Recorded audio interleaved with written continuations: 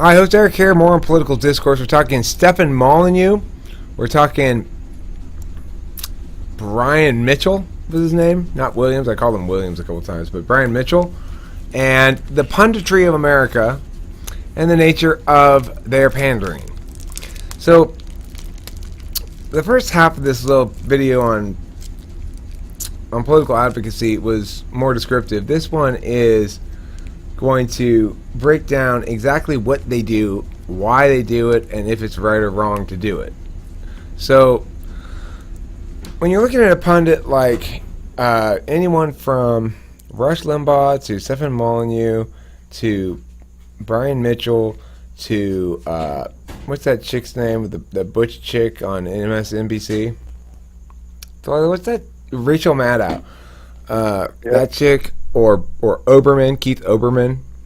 Like, obviously, the left in general is going to be comprised more of college-educated people who are going to be align themselves, feel as though they align much better with the language style of ENTP Keith Oberman, who just loves his slick wordings and shit. I understand that. I love mine too.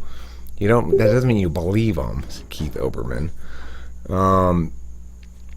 And Rachel Maddow is super annoying because same thing. What? Well, it's the same goddamn thing. Rush Limbaugh and Rachel Maddow and Stefan Molyneux, they all do the same thing. And what it is, it's a debate character that sometimes I do, right? It's the debate character of shaking my head, laying into them. Like it's not an argument. They're not making arguments. They're making debate characters. Like, I don't know what is wrong with my opponents. We can see very clearly here what is right in front of us. There are these facts right here. My opponents look at these same facts and they say, those aren't facts. Those are tree trunks. But they're not. Okay, well, I haven't said anything. I've just done that thing, right? That's the problem. The issue isn't your opponents. The issue is there are actual arguments out there to be disputed, right?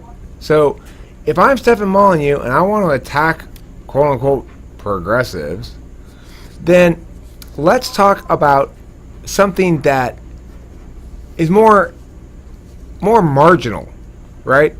It's easy to say, well, we shouldn't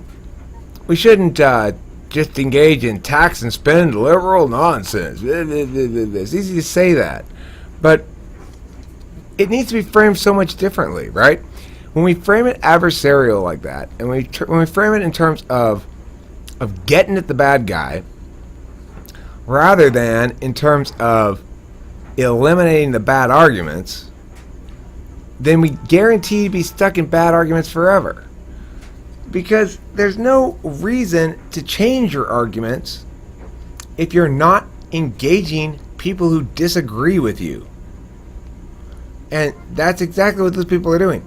They're not meaningfully engaging people who disagree with them. I suggested to somebody that I wanted to go on to Stefan's show and school his ass, and I was told, well, he'll just talk over you, he'll just yell over you or whatever. I'm like, well, that's fine, because if he wants to yell over me, fine, but he's going to have to engage me with words, one way or another. And he may have all the tricks he wants to get it such that it makes it seem like he's winning. I talk over people sometimes too. But the problem he's going to have is he's going to say words, and that technique that he has to sort of bully away alternative perspectives, that won't work at all. I'll turn that shit on him 150% and embarrass his ass. He's going to have to actually address my issue, my points, my words, my actual ideas if he were to talk to me.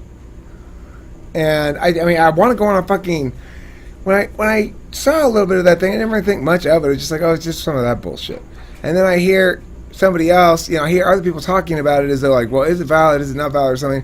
I want to go on a tour of all of the political pundits around the country and make them actually address real points in real ways that aren't just shows of indignation. I love indignation shows. I do shows of indignation all the time. That's my debating go-to flourish or something. But I don't mistake it for actual arguments. And I do that when I'm actually engaging somebody else's words or in person. Not like there's no point in just preaching to the choir. If you are a libertarian-minded kind of a thing, like Stephen Molyneux, and he's thinking, well, good, I've got all my libertarian-minded people who are watching me, and that's good because we're all on the same team. Well, then you're just as fucking bad as anybody else, fucking idiot. The point isn't whether it's libertarian or it's why this argument's better than that one. And if it's not, be willing to be like, okay, you won that argument, I'm wrong, I lose. Get in the habit of saying that, no matter who you are. I lose sometimes. I lost a point the other night. What was it I lost? Oh yeah, Marjay schooled me about being wrong about shit. I appreciated it.